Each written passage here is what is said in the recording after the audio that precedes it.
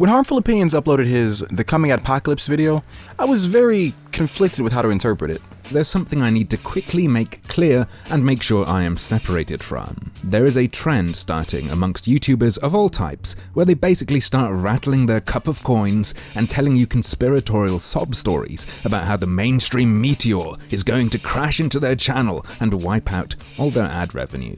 Because journalists are jealous of PewDiePie. Oh yeah, news outlets are also terrified of some dorks in their bedrooms speaking into webcams.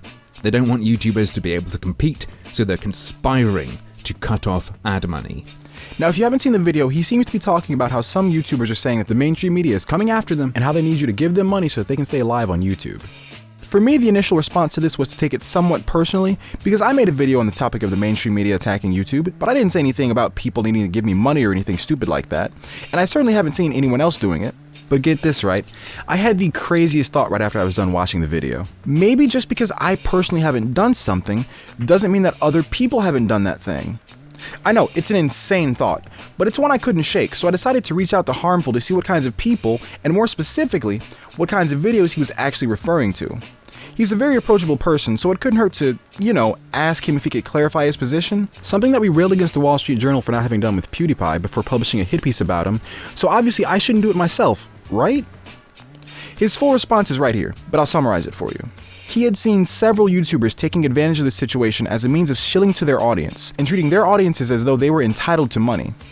As time went on, it started to become a trend to him, so he wanted to distance himself from that nonsense and make sure that his audience didn't get the impression that his livelihood was somehow their responsibility. A completely reasonable and entirely justified response. Now, as someone who has published a video on the issue of the media attacking YouTube, I feel as though this is something I also have to take issue with. This situation is bad enough as it is, without a bunch of blowhards trying to use it as an excuse to squeeze a few more dollars out of people, and further obfuscating an issue that is difficult to follow to begin with. This brings me to Harmful Opinions' newest video, Brave New Media. For the most part, Harmful reiterated everything he said to me in the post I showed you earlier.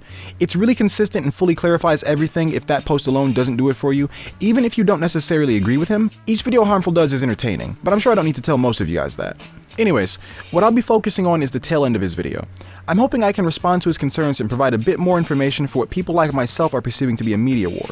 New media and social media is changing, and there are a variety of responses to this. One of which, in particular, that I'm seeing around goes something like this. The mainstream media is terrified of us, they want to destroy us, all this stuff is clamping down, they're throttling, blah blah blah, and therefore give me money. You getting more money directly doesn't get Google any more money directly, so they don't give a fuck, and they're going to continue to actively suppress you, because the only money that matters to them is the money that goes to them, and the only speech or ideas that matter to them are the ones that lead to money going to them. Now, this bit here I clipped into a more concise point, and it's a notion that I completely agree with. The things going on involving the mainstream media are something that will require a collaborative response to actually deal with.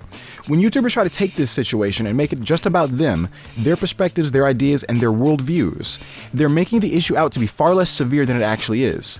Typically for their own selfish reasons, the way Harmful shows in his video. I said this in my first video about PewDiePie's situation, but I'll reiterate it again more strongly. This is not about any specific content creator. This is not about your views, although censorship has been happening as a result of all of this. It's just a side effect of how the media is choosing to attack YouTube. So no, you don't get to sit there and bitch and moan about how the rules aren't working in your favor and then try to co-opt real issues for your own personal benefit. And TJ, I know you aren't talking. You are part of one of the largest Patreons I have ever seen, and your personal Patreon isn't exactly barren itself. Presumably, you make around $50,000 a year from Patreon alone. You are the last person who should be complaining about the financial implications of anything. And speaking of echoing, this is something all media does, and it's really shit, and it's why you get these things that look like organized attacks, but they're not. They're just the product of sheer laziness. It only really takes one or two malicious seeds to get something going, because other people are seeing that, oh shit, I've got to shit out these articles today, oh, I'll copy that. So yeah, you do get these stories and narratives going on in media that undoubtedly affect platforms like YouTube and affect what advertisers decide, but that does not mean it's quite as planned or organized or well thought out as some would have you believe. While you are absolutely right that this sort of thing does echo, we do also know for a fact that the media will collude on these sorts of things from time to time. This is exactly what we saw back in the Gamergate days with the whole gamers are over articles, but what we also saw is exactly what you've described, where other outlets were in fact publishing their own articles about it out of laziness. Now, I'm not naive or uncharitable enough to suggest that you're saying that it can only be one thing, or it can only be the other thing, or that it isn't possible for some outlets to form their own little cabal, while other outlets are just copy-pasting their articles like a group of lemmings at a typewriter. But I do realize that a lot of other people will take it that way. Some of these people will call you a retard or a shill or whatever, and some will just accept the notion and believe it wholeheartedly just because it's what they derive from what you said, and of course, harmful opinions is God. Well, the fact of the matter is that both of these ideas are completely wrong, and the truth is somewhere between the two of them. I wish I had something more conclusive to say about this, but it's a bit of a Schrodinger's cat type situation at the moment. What we do know for sure is that some outlets like the Wall Street Journal and the Times are taking very clear stabs at YouTube. And even if they aren't colluding with each other or anyone else, we still have multiple print media outlets with a common goal and a similar means of achieving it. Keeping that in mind, it might actually be counterproductive to try to frame this issue as all of the media, or even all of print media, but we'll get to that in a moment. Depending on who you were listening to when the PewDiePie stuff was going down, you'd think no articles like this were published. Old and new media aren't quite as clear-cut different sides as they might appear at first. And what is old or new media can be hard to decide. Is it decided by platform? Well then, is CNN on YouTube new media? If not, will CNN's new project with Casey Neistat be new or old media? Is Great Big Story on YouTube new or old media? It doesn't look like CNN, but it is CNN. The issue is a gigantic clusterfuck that needs far, far deeper and more complicated analysis than, it's a media war, I'm new, gimme gimme. Essentially what it all boils down to is whether any given media outlet wants to try to attack the new media, or whether it's fine just coexisting with new media. After all, the problem here isn't that old media is old media. The problem is that members of the old media are currently incentivized to attack new media because unless something changes, the success of new media will mean the slow and painful death of most of the old media. And over the past 20 years, old media have spent their time scoffing at the new media instead of trying to integrate with it. It's important to remember that this issue isn't a matter of, we hate you for not being one of us. It's, I need to put food on the table, so it's either you or me. Some of the old media is going to attack the new media and try to stop or at least slow its progress. And some of the old media will keep trying to adapt to the changes as they come without causing a scene. So, you're right. It is a gigantic clusterfuck, and it needs to be handled carefully and on a case-by-case basis.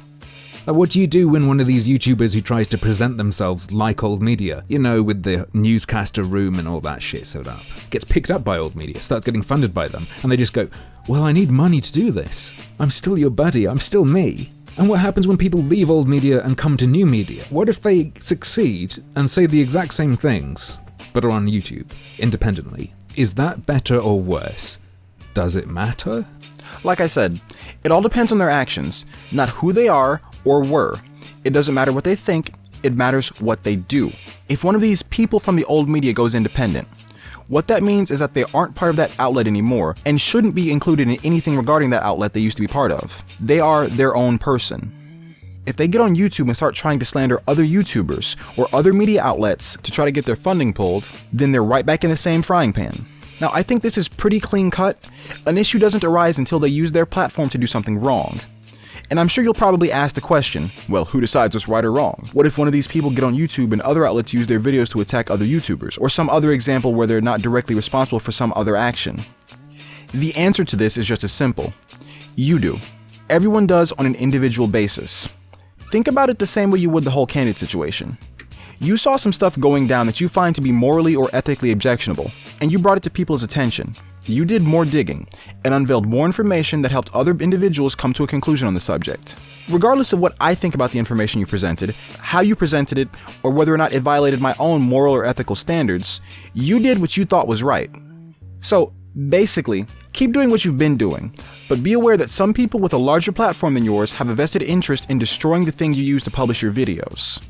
I see all this wartime propaganda being thrown around, but I'm left with too many unanswered questions. I'm really unconvinced, and I'm not going to enlist in this latest attempt at a culture army. I'd rather see lots of little culture gangs. I think I've answered some of those questions, and there's not much value in me repeating myself until I'm blue in the face, so I'll just say this. No one expects you or anyone else to become part of some homogenous group. You are a content creator on YouTube, as am I and many others.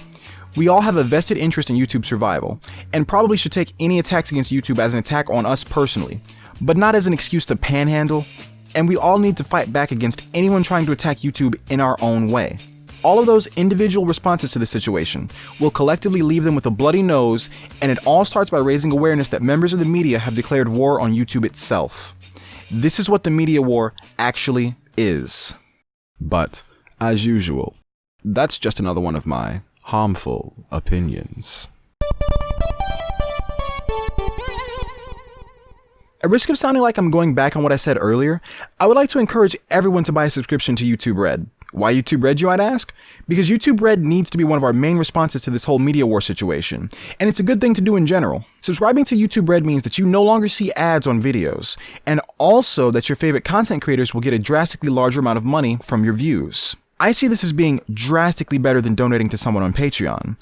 Every dollar YouTube gets from Red is another dollar they aren't receiving from advertising, which means that advertisers will have less control over YouTube, and that any form of censorship will slowly go away the more people sign up. I realize that YouTube Red is $10 a month, and not everyone is able to afford that, but if you feel like helping me out personally, then please consider donating just $1 a month over on Patreon. But again, if you can afford it, YouTube Red is the way to go. Hopefully in the future, YouTube will develop a system where you can make recurring donations to your favorite content creators, and help YouTube at the same time without having to spend quite as much money.